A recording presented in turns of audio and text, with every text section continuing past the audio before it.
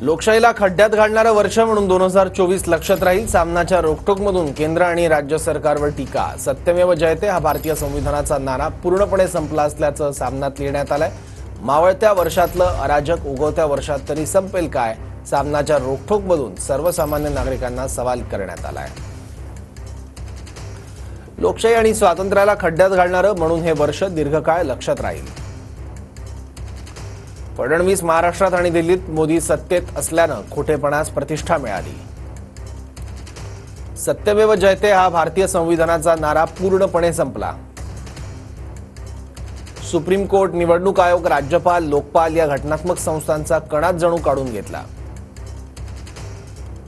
बिनकण्याच्या या संस्था सत्ताधाऱ्यांच्या आश्रितांप्रमाणे गुजराण करत असल्याचं चित्र यावर्षी पाहिलं। मावळत्या वर्षातलं हे अराजक उगवत्या वर्षात तरी संपेल काय? मोदी शहांच्या कुंडलीतला राजयोग अस्तंगत होताना दिसतोय। 2025 ला सत्य आणि विजयाची पहाट उगवेल।